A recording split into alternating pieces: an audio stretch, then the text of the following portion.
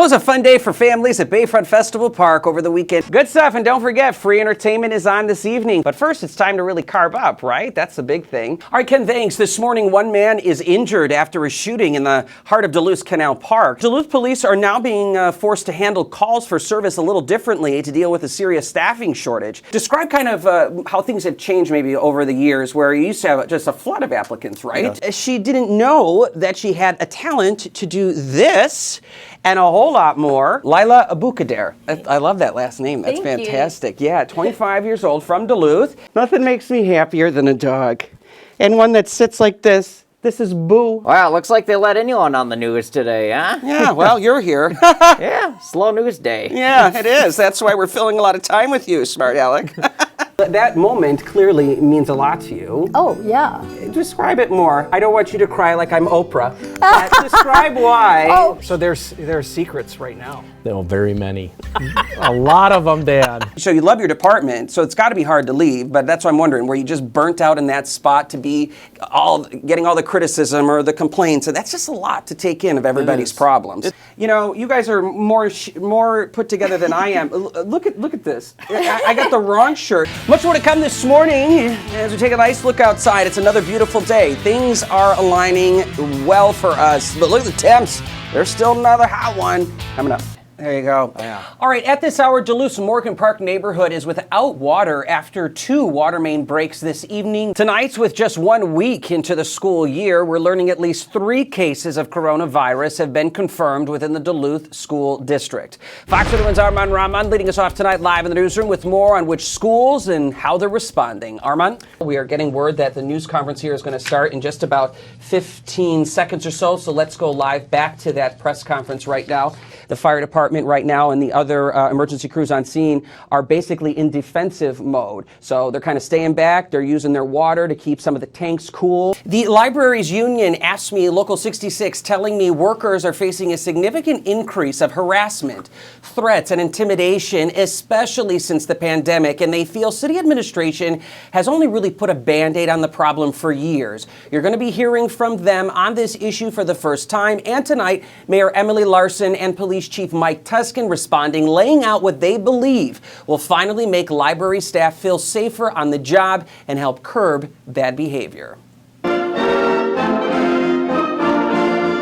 Duluth's main library branch on West Superior Street is the busiest of the city's 3 branches, with hundreds of visitors daily enjoying access to computers, programming, resources, and of course, reading material. You think it's a good place to find a pumpkin in a pumpkin patch? Yeah. The crew of people that work there are so intelligent and so dedicated and so open-hearted, and they are truly public servants. But now former library worker Julie Bernhardt walked away from the job in January. The library was my dream job. I love to read. I'm an introvert. She says the decision was in part because downtown library staff are facing serious safety concerns involving a small but disruptive group of visitors on a weekly and sometimes daily basis, often from people on drugs, intoxicated, or battling a mental health crisis, which turns into threats, harassment, and even violence towards staff, especially since the pandemic. Are they going to say, "Oh, I'm sorry, I'll adjust," or are they going to, shout in your face or spit at you or punch you?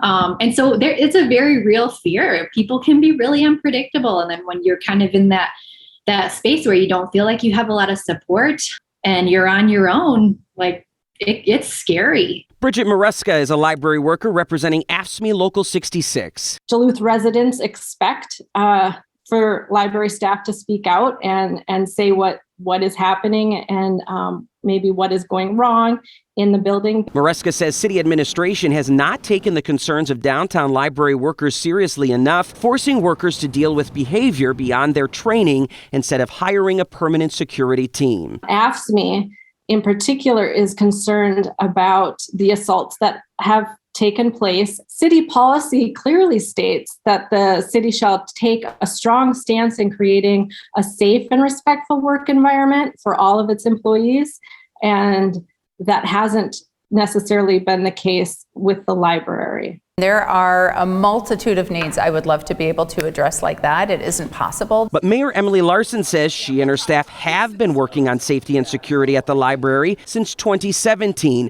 a year after she took office. Really trying to do that big picture of what public safety can look like in a public space that we need to have open, that we need to have available for people who may not have other options. We need to have open for people who want to use library services, and we need to have open and safe and operating for staff who are doing the good, hard work of delivering library services to this community. Larson says a private security company was contracted in 2018, but that service was not renewed after 2019 because of turnover and inconsistencies with guards that made the mission ineffective. What we really need is someone who's consistent, who's trained, who's embedded in with the staff, understands the expectations, has the relationships with DPD when and as needed. And that's exactly what Larson says has been in the works since last year, but admits it's now being expedited because of a recent assault of a staff member in January. She says 2 part-time library safety specialist positions are being created for a total of around $85,000 a year, something she feels will be a win-win for library staff and visitors. So it's been really important for us to listen to the library staff. I feel like we are getting to the place that they have been asking for us to be. I really think that these positions will also be well suited to determine which behaviors are the ones that can be tolerated and which are the ones that there is no space for. Duluth Police Chief Mike Tuskin agrees. They will ultimately do what our officers do. They establish relationships with people.